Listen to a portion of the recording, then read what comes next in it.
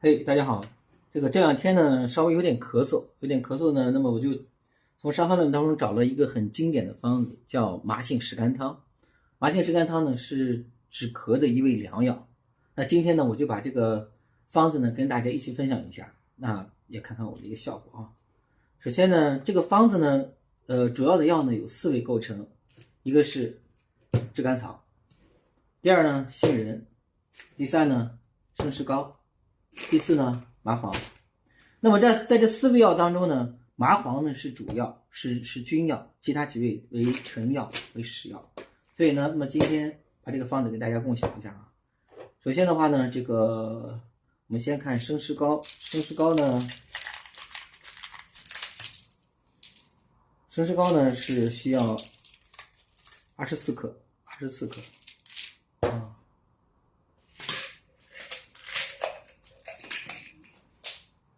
这个不行啊。OK， 我们先把这个生石膏装进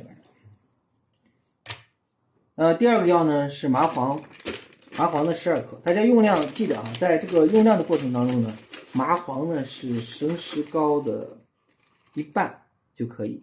那根据你的一个病的一个轻重，根据咳嗽的一个轻重呢，以及你的脉象情况呢，大家可以在这个剂量的方面呢做一个调整。那如果是重的话呢，可以在这几个比例当中把它加重，但是比例不要去做一些变啊。这个大概12到13克的麻黄。第三个呢是炙甘草，炙甘草呢我们在这里配的是多少呢？是6克的炙甘草。那么在方中呢大概是2两。当然现在的话整个的药量都相对比较低了。这是炙甘草。第4个呢是我们用的是这个杏仁。那么这个杏仁的话呢，为了让它有更好的效果，最好是什么呢？把这个杏仁把它打成这个杏粉，它的效果会更好一些。我刚才已经做了一个杏粉，大概是用50粒，50粒呢合下来，根据杏仁的大小，基本上是15到20克左右的一个量，这一次差不多将近15克。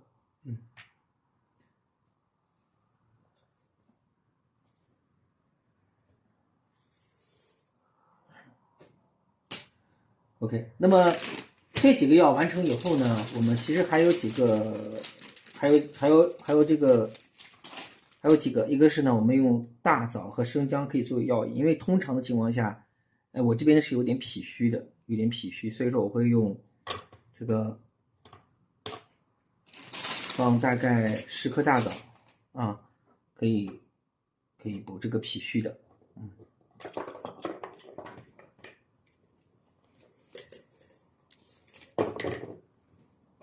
那此外呢，我们还加入3片生姜。因为生姜呢，它是心发之药，那么也是可以做一个中和和调节的啊。这就是我们目前的这个几味药，这个麻杏石甘汤也构成。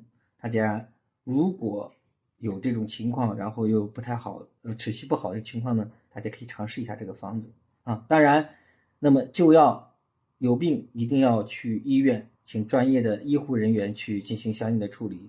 那么我们这个呢仅供参考。